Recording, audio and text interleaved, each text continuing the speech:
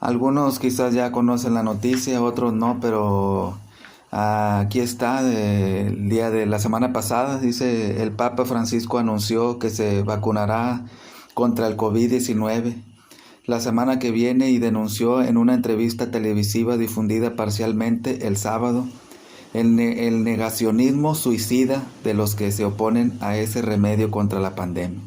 Entonces este hombre dice que tacha de suicidas a los que no se pongan la vacuna y podemos ver que está usando el terror. Si no te pones la vacuna es como bajo la óptica de él, es un suicidio y hay que ponerse la vacuna para que no te mueras.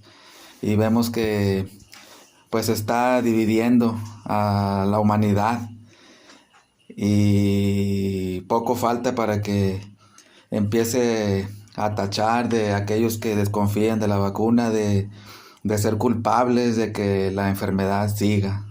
Si eso se le ocurre el día de mañana declarar, pues lo puede hacer. Pero ¿quién es este hombre para decir eso? ¿Es digno este hombre de que le creamos, de que confiemos en él, de que oigamos sus recomendaciones, de que le obedezcamos? ¿Quién es este hombre? ¿Merece la confianza? Vamos a ver otras declaraciones que ha hecho anteriormente. Aquí, por ejemplo, vamos a ver una de ellas.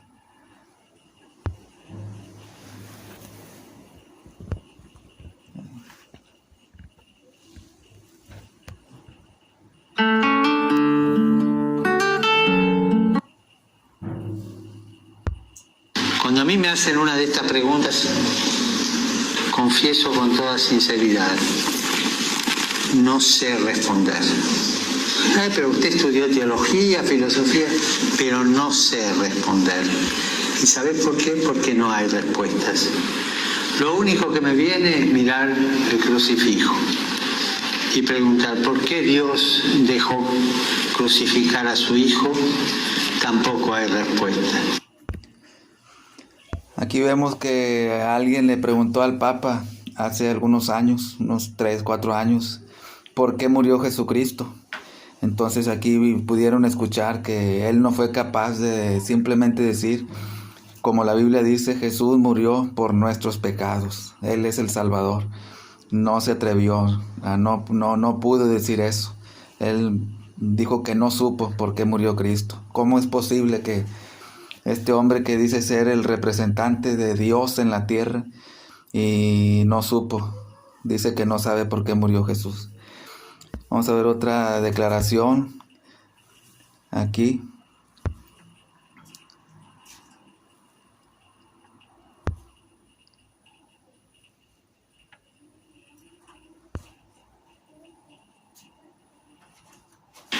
Mr. Vice President. Señor vice. La mención de las mujeres, ninguna de las aludidas en la genealogía tiene la jerarquía de las grandes mujeres del Antiguo Testamento, nos permite un acercamiento especial. Son ellas, en la genealogía, las que anuncian que por las venas de Jesús corre sangre pagana. Aquí lo escucharon ustedes hace poco tiempo también, una declaración suya dice que Jesús tenía sangre pagana. ¿Qué significa esto? Que en pocas palabras, que Jesús no tiene nada que ver con Dios, que Jesús fue alguien que no es Dios, que no tiene nada que ver con Dios, y una blasfemia terrible, una blasfemia que solamente Satanás puede decir eso, que Jesús tiene sangre pagana, ¿no? Entonces ahí podemos estar viendo declaraciones que ha hecho. Vamos a ver otra más.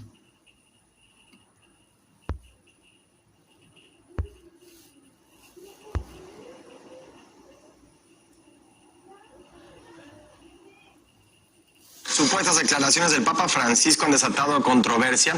Un periodista italiano asegura que el pontífice dijo que apenas el 2% de los sacerdotes son pedófilos y entre ellos hay obispos y cardenales. De inmediato el Vaticano rechazó que esas fueran palabras de...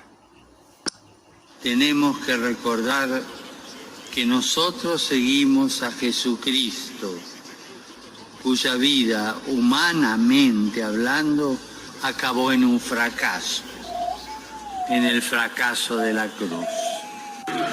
Un rosario para rezar, to pray, y una cosa que parece extraña, something which seems odd. ¿Qué es esto? Y esto es la historia del fracaso de Dios. Ahí podemos ver, escuchamos otra terrible declaración, una blasfemia que definitivamente viene del mismísimo infierno. Ustedes lo oyeron claramente, que Dios fracasó en la cruz. Y eso, una vez escuché el testimonio de un ex satánico convertido al cristianismo, y ese hombre dijo que los satánicos creen que Jesús fracasó en la cruz. Y obviamente el Papa aquí nos ha revelado a través de todas sus declaraciones que simplemente es un satánico disfrazado de cristiano, y lo podemos afirmar simplemente por esas declaraciones. Juzguen ustedes quién está más contento con esas declaraciones, si el diablo o Dios. Obviamente el diablo está contento con las declaraciones de este hombre, y este hombre pues no es digno de nuestra confianza, de que le creamos ni una sola palabra. Definitivamente no tiene, pues no es digno de que ningún habitante de la tierra en su sano juicio crea ni una sola recomendación como la que dijo la semana pasada, de que recibiéramos la vacuna. Y vamos a ver un detalle más de este hombre. Sabemos que es un jesuita, lo supimos cuando fue elegido Papa en el 2013, y como todo jesuita hace un juramento al iniciarse, este Francisco también lo tuvo que hacer. Como jesuita fue iniciado, y aquí vamos a leer un extracto nada más del juramento de los jesuitas. Aquí podemos ver ese extracto del juramento de los jesuitas. Este juramento dice así, es un extracto nada más. Dice: habla el general jesuita primero, el comandante de los jesuitas. Hijo mío, hasta aquí has sido enseñado para actuar como el disimulador entre los católicos romanos para ser un católico romano, y para ser un espía aún entre tus propios hermanos, para no creer a ningún hombre, para no confiar en ningún hombre, entre los reformadores para ser un reformador, entre los hugonotes, protestantes franceses, por ser un hugonote, entre los calvinistas ser un calvinista, entre los protestantes generalmente ser un protestante, y aún descender tan bajo como llegar a ser un judío entre los judíos, para que tú puedas estar habilitado a reunir toda la información para el beneficio de tu orden como un fiel soldado del Papa. Aquí podemos ver que los jesuitas son disimuladores. Ellos se infiltran en toda institución, para el beneficio de su orden. Y sabemos que pues el nuevo orden mundial son los que están llevando adelante este nuevo orden mundial. Y sigue leyendo aquí, dice: esto es lo que juran ellos. Dice: has sido enseñado a plantar insidiosamente las semillas del celo y el odio entre los estados que estaban en paz, e incitarlos a hechos de sangre, envolviéndolos en la guerra unos con otros, y a crear revoluciones y guerras civiles en las comunidades, provincias y países que eran independientes y prósperos, que cultivaban las artes y las ciencias y gozaban de la bendición, de la paz, Los fines justifican los medios. Aquí podemos ver que esta orden diabólica pues crea revoluciones, guerras, etcétera. Siembra la semilla de la insidia, siembra el odio, el celo entre las naciones. Y eso lo podemos ver porque fueron expulsados de toda Europa, fueron expulsados de Portugal, de España, de Alemania, de Francia, de muchos países fueron expulsados. Y porque donde se metían, sembraban la revolución, el odio, se metían a los gobiernos para causar el desgobierno.